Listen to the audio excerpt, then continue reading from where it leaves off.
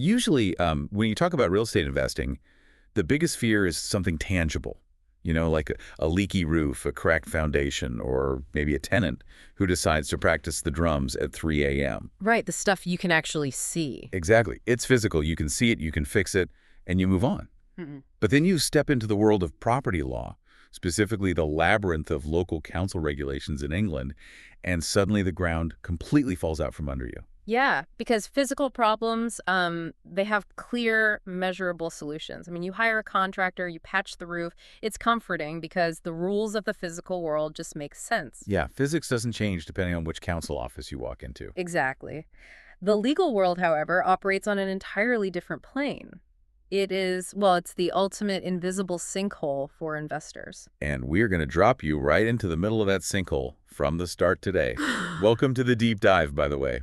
Our mission today is to uncover a devastating trap. We call it the location trap. It's a brutal one. Oh, it really is. Imagine this scenario for a second. You do everything right. You buy the perfect 6-bedroom house. You successfully get it licensed as a house in multiple occupation, an HMO. Which is a huge hurdle on its own. Right. And that license means the council has physically inspected the property. They've confirmed it's perfectly safe, the fire alarms work, the room sizes are totally legal.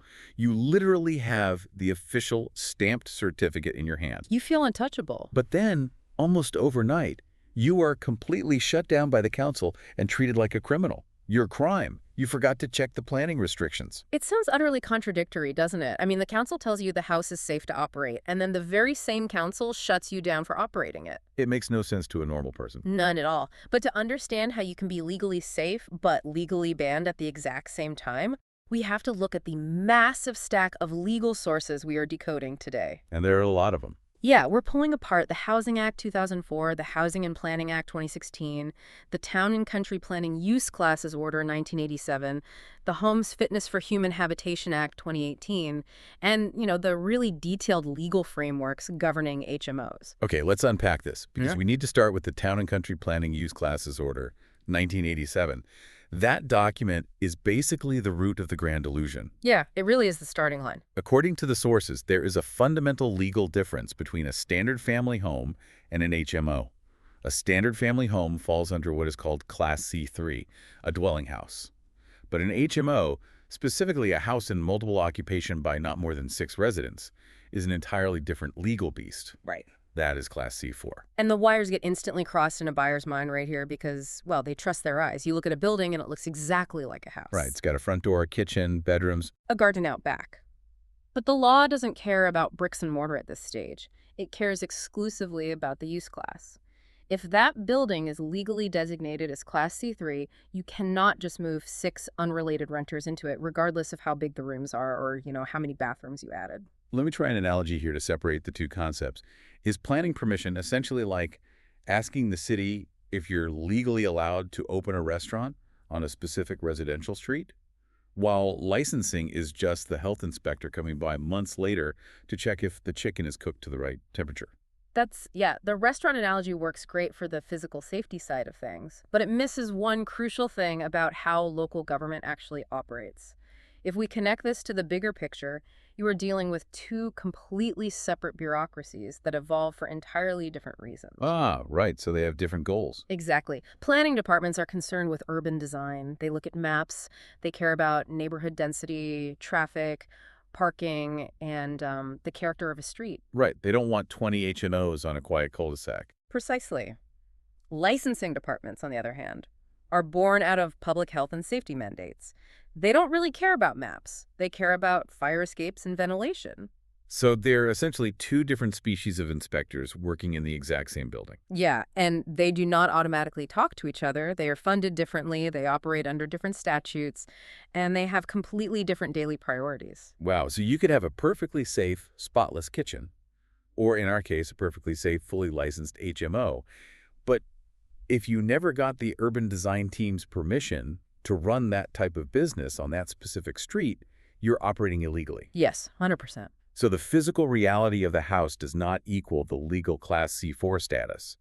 Without that Class C4 planning permission, any HMO license you hold is basically just a very expensive piece of paper. That is the very foundation of the trap. Once you understand that you need the legal right to exist, which is the planning side, you Mhm. still have to survive the gauntlet of proving the property and you yourself are safe. Which is the licensing side. Exactly. Let's assume you actually dodged the bullet and got your Class C4 status sorted. Now the council has to judge your licensing application under the Housing Act 2004. Right, because they don't just hand these licenses out if you just cut them a check. There is a rigid, multi-stage legal checklist.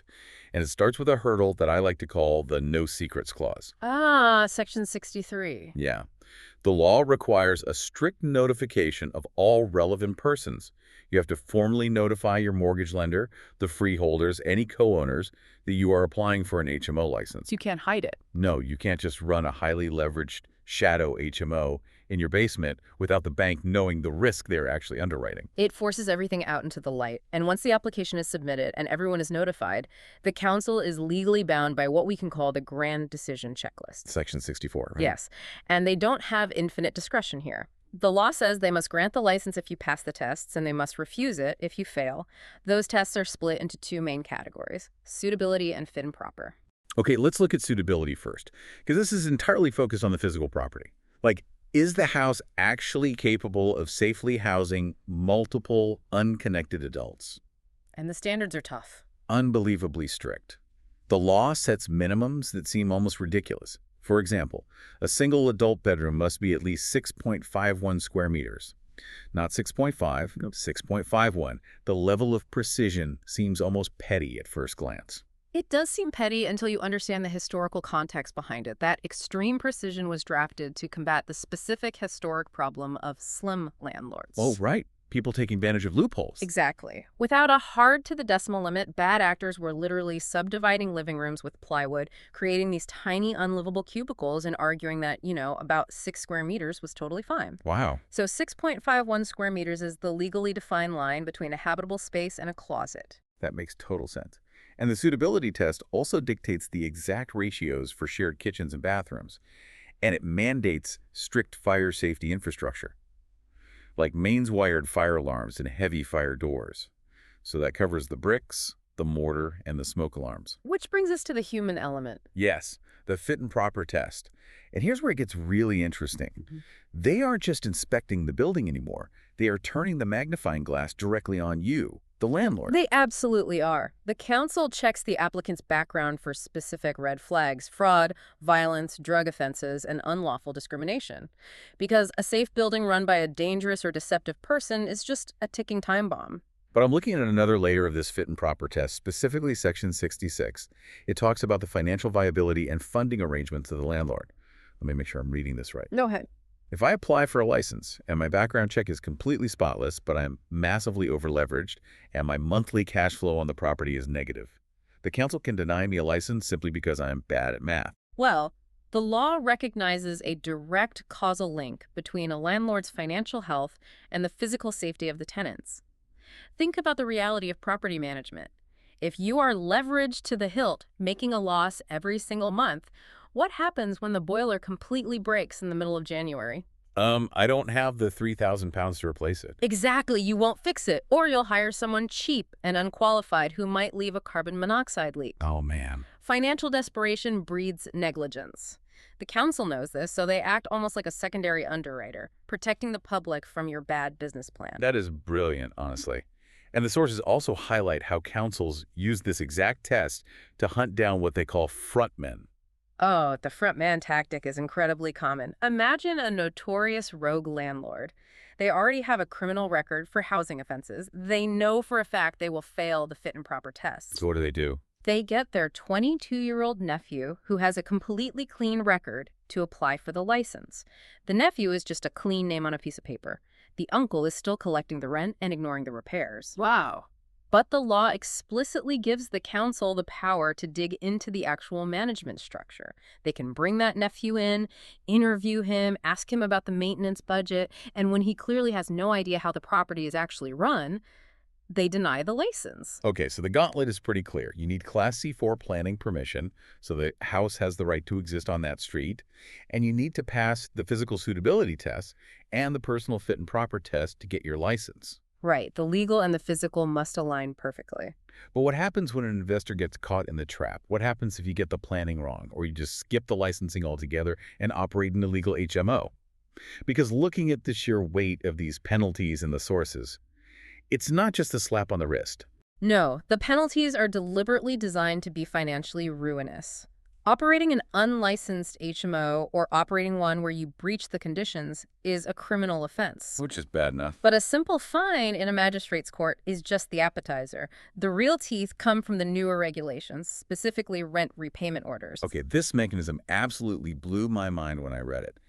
If you are operating illegally, your tenants can legally apply to a tribunal to reclaim the rent they paid you during the unlicensed period, up to 12 months. Yes. So if I'm charging 6 people £700 a month and I get caught, I could owe tens of thousands of pounds directly back to the people currently living in my house. So you can essentially live rent-free for a year. And it gets worse. If those tenants were receiving universal credit or housing benefit to pay their rent, the local housing authority just skips the tribunal and reclaims that money directly from you themselves. Oh, wow. So they just take it back. Yeah, the underlying philosophy here is devastatingly simple. You broke the law, therefore you do not get to keep the proceeds of your crime. The rent was illegal income. But it goes even further than clawing back the rent. If you are convicted of a housing offense, you can be hit with a banning order under Section 16 of the 2016 Act. You are completely exiled from the industry.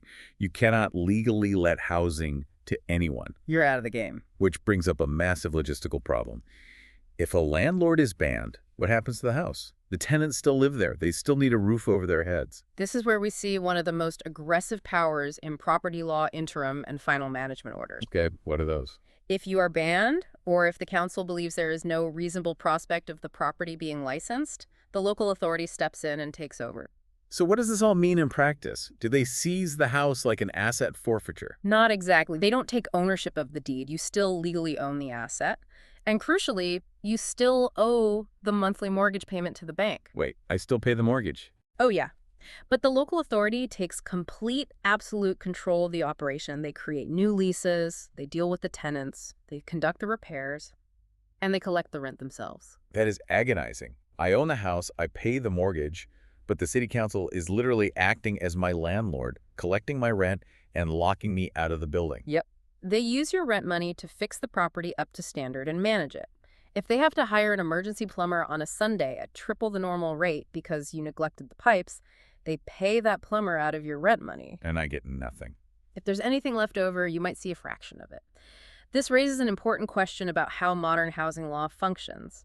It isn't just about slapping a fine on bad behavior anymore. Right, because a fine is just a business expense to a bad actor. Exactly. A £10,000 fine just becomes a calculated cost of doing business for a criminal syndicate running illegal HMOs.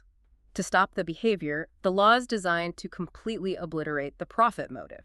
You lose your rent, you lose control of your asset, and you lose your right to operate in the future. It is a total financial wipeout. It really drives home why misunderstanding the difference between planning and licensing isn't just a paperwork error. It's lethal to an investment. Absolutely lethal. But let's say you are the perfect investor. You navigate all of this. You get your Class C4 planning permission, you pass the fit and proper tests, your rooms are exactly 6.51 square meters, and you proudly hang your license on the wall. You did it. You might think you can finally relax and just watch the rent roll in. But reading through the final stack of sources, the legal burden doesn't stop. You are now bound by a continuous, almost invisible contract to keep the property safe forever. Yeah, getting the license is just the starting gun. The moment the tenant moves in, you are governed by the Home's Fitness for Human Habitation Act 2018. Oh, the 2018 Act. Right. The law inserts what is known as an implied covenant into every single residential lease in England. An implied covenant. So it's a hidden clause that exists even if it's not actually typed out in the contract I signed with the tenant. Exactly. It dictates that the property must be fit for human habitation at the exact moment the lease begins. And it imposes an ongoing, unbroken chain of liability, ensuring it remains fit for human habitation throughout the entire term of the lease. Okay, I have to push back on this a little bit. I'm struggling to see how this doesn't overstep into private negotiations. How do you mean? Let's look at a real-world scenario. Let's say I have a property with a slightly dodgy staircase and a damp patch in the corner. I find a tenant who is completely broke, and I say, look, the market rate is $1,000 a month. I'll give it to you for $500, but you take it as is. You accept the damp, you accept the stairs. Okay. We both sign a written contract agreeing to those exact terms. Two consenting adults making a deal. Does this implied covenant mean the law throws our contract in the trash and holds me responsible for the damp anyway? The law absolutely throws your contract in the trash. Wait, really? Yes. You cannot offer a discount for danger. The legislation explicitly states that any provision in a lease that tries to exclude or limit the landlord's obligation under this implied covenant is completely void. Wow. The courts do not view it as a fair negotiation between two equals. They view it as a landlord exploiting a desperate person's need for shelter. Society as a whole ends up paying the medical bills when that tenant falls down the dodgy stairs or gets respiratory issues from the damp, so society prevents you from making that contract in the first place. That is fascinating. Yeah. You literally cannot contract your way out of your duties. And the sources show that this ongoing duty becomes even more microscopic if you are managing a specific type of property known as a Section 257 HMO. Ah, the converted blocks. Right, these are the converted blocks of flats. Imagine an old, massive Victorian house that was carved up into separate apartments 30 years ago, but the building work was kind of shoddy and didn't meet modern fire standards. If less than 2/3 of those flats are owner-occupied, the entire building is classified under these strict management regulations. And the manager's ongoing duties are incredibly specific. You don't just have to keep the lights on. No, it goes way beyond that. You have to maintain the water supply and drainage. You literally have a specific legal duty to protect the pipes from frost damage. Frost damage. That feels so incredible. Which obviously ties directly into fire safety. Oh, absolutely. If the shared hallway is full of old bicycles, Amazon boxes, and trash bags, it becomes a literal death trap when the building fills with smoke. And speaking of fire, the sources mention the Regulatory Reform Fire Safety Order 2005. This adds yet another entirely separate layer of authority into the mix. Because housing isn't just about the local council. Under that fire safety order, when you are doing building work or changing the use of a building to something complex like an HMO, the local authority must consult with the enforcing fire authority. So the fire department gets a vote. A massive vote. The fire department has a massive say in whether your building plans are actually safe in a worst-case scenario. So you aren't just answering to the urban design planners and the health and safety licensing officers. You are answering to the fire brigade as well. It is an intricate, overlapping web of continuous liability. And that brings us right back to the central trap. Exactly. To bring this all together for you, the listener, the central tragedy we set out to uncover today is the extreme danger of being half-informed in a multi-system legal environment. It's a costly mistake. Being well-informed means understanding that painstakingly checking all the licensing safety boxes, measuring out your 6.51 square meter bedrooms, installing the heavy fire doors, surviving the fit and proper background checks. None of that will save your investment if you haven't secured the Class C4 planning permission first. Doing half the homework is a guaranteed shortcut to losing thousands of pounds.